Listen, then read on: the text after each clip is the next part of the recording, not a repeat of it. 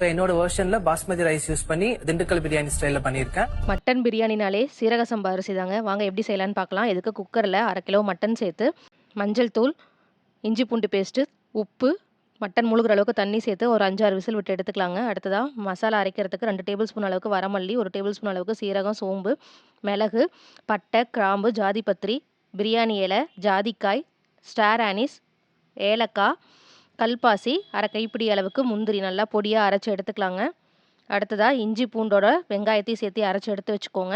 பாத்திரத்தில் நெய்யும் ஆயிலும் விட்டு ஒரு கைப்பிடி அளவுக்கு புதினா கொத்தமல்லி சேர்த்து நல்லா வதக்கிக்கோங்க. 3 பெரிய வெங்காயம் நல்லா மெலிசாக ஸ்லைஸ் பண்ணி ஆட் பண்ணிக்கோங்க. 2 பச்சை மிளகாவும் சேர்த்து இஞ்சி பூண்டு வெங்காய பேஸ்ட்டையும் ஆட் பண்ணி பச்சை வாசனை போனதும் 3 தக்காளி ஆட் பண்ணிக்கோங்க.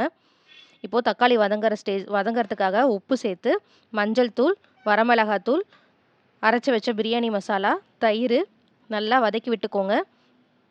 எண்ணெய் பிரிஞ்சு வந்ததும் வேக வச்ச மட்டனும் தேவையான அளவு தண்ணி சேர்த்து தண்ணி கொதி வந்ததும் ஊற வச்ச அரிசி ஆட் பண்ணிக்கலாங்க. இந்த ஸ்டேஜில் உப்பு டேஸ்ட்டு பார்த்துக்கோங்க. அடுத்ததாக தண்ணியும் அரிசியும் சம அளவு வந்ததும் 10 நிமிஷம் தம் போட்டு இறக்குனீங்கன்னா நல்லா கமன்னு திண்டுக்கல் சீரக சம்பா மட்டன் பிரியாணி ரெடி ஆகிடுச்சுங்க. சும்மா செம்மையாக இருக்கும். நீங்களும் ட்ரை பண்ணி பார்த்துட்டு சொல்லுங்கள்.